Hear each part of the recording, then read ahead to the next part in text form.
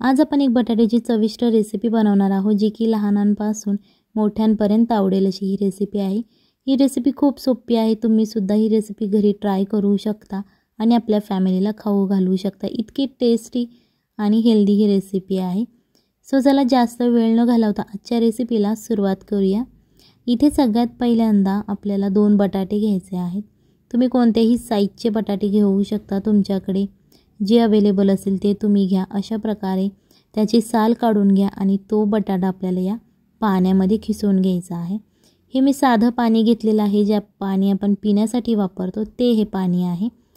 त्याच्यानंतर त्या बटाट्याचं पूर्ण पाणी काढून घ्या, छान असा तो प्रेस करा, जेणेकरून जे काही एक्स्ट्राचं पाणी आहे ते सगळं यामधलं तुम्ही काढून घ्यायचं आहे। त्याच्यानंतर एक बारीक चिरलेली कोथिंबीर, एक बारीक चिरलेली मिरची आणि 3 चमचे कॉर्नफ्लोअर घालायचं आहे। त्याच्यानंतर चवीनुसार मीठ घाला आणि हे छान असं मिक्स करा।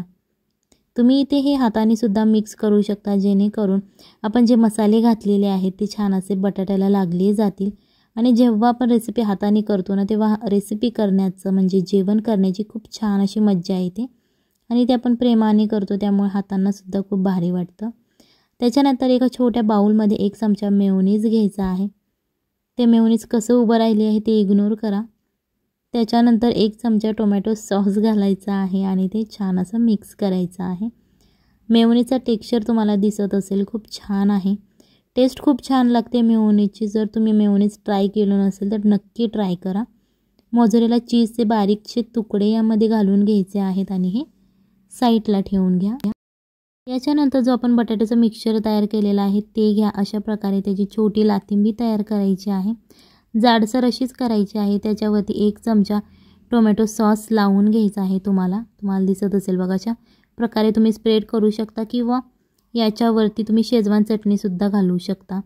त्याच्यानंतर 1 टोमॅटो घालू शकता तुम्ही, ऑप्शनल आहे। कांद्याचा अशा प्रकारची वाटी घाला। त्याच्यानंतर त्यामध्ये भरभरून चीज भरायचं आहे। हे हलवारपणे आपल्याला हातावरती घ्यायचं आहे आणि जी कांद्याची वाटी आहे ती थोडीशी खालच्या बाजूने प्रेस करायची आहे। त्याच्यानंतर ते जे मिक्सचर केलेलं आहे बटाट्याचं ते वरच्या बाजूने घ्यायचं आहे आणि दोन्ही हाताने दाबत आपल्याला त्याची पॅटी तयार करायची आहे। तुम्हाला दिसत असेल बघा, अशा प्रकारे ही पॅटी तयार करून घ्या। तुम्हाला जर गोल आकारात बनवायची असेल तरीही चालेल, तुम्ही तशी सुद्धा बनवू शकता। व्हिडिओ आवडत असेल तर व्हिडिओ लाईक करा आणि जर तुम्ही चॅनलवर नवीन असाल तर चॅनलला सबस्क्राईब करा, जेणेकरून येणाऱ्या नवनवीन व्हिडिओजचे अपडेट तुम्हाला लगेच मिळतील। एका पॅनमध्ये 1 चम्मच तेल घ्या, गरम करून घ्या। त्याच्यानंतर आपण जो मसाला बनवलेला आहे मेयोनीज आणि टोमॅटो सॉसचा तो घाला। त्याच्यावरती थोडंसं चीज घालायचं आहे आणि ते छान असं मेल्ट होऊन द्यायचं आहे। जास्त वेळ नाही ठेवायचं, गॅस लगेच बंद करायचा आहे। दुसऱ्या पॅनमध्ये 1 चम्मच तेल घ्यायचं आहे, ते गरम करून घ्या। थोडंसं अशा प्रकारे स्प्रेड करा, जेणेकरून हे जे पॅन आहे ते तेलाने छान असं ग्रीस होईल। तेल गरम झाल्यानंतर याच्यावरती त्या पॅटी ठेवा ज्या आपण तयार केलेल्या आहेत आणि अशा प्रकारे त्या दोन्ही बाजूने आपल्याला फ्राय करून घ्यायच्या आहेत। या क्रिस्पी होईपर्यंत तुम्ही फ्राय करू शकता। जर तुम्हाला खूपच गडबड असेल तर तुम्ही याच्यावरती झाकण ठेवून सुद्धा ही रेसिपी तयार करू शकता। झटपट होणारी ही रेसिपी आहे, आपल्या लहान मुलांच्या टिफिनला सुद्धा देऊ शकता। इतकी हेल्दी ही रेसिपी आहे। जर तुम्हाला ऑइली खाणं आवडत असेल तर तुम्ही अशा प्रकारे सुद्धा ट्राय करू शकता। शॅलो फ्राय तुम्ही हे करून घ्यायचं आहे, दोन्ही बाजूने क्रिस्पी होईपर्यंत तुम्ही फ्राय करा। जर तुम्हाला लेस ऑइल खायचं असेल तर तुम्ही जी मी पहिली पद्धत तुम्हाला दाखवली त्याप्रमाणे तुम्ही करू शकता आणि ज्याला असं ऑइली आवडतं ते या दुसऱ्या पद्धतीने करू शकतात। सो अशा प्रकारे छान असं क्रिस्पी असं फ्राय झालेलं आहे।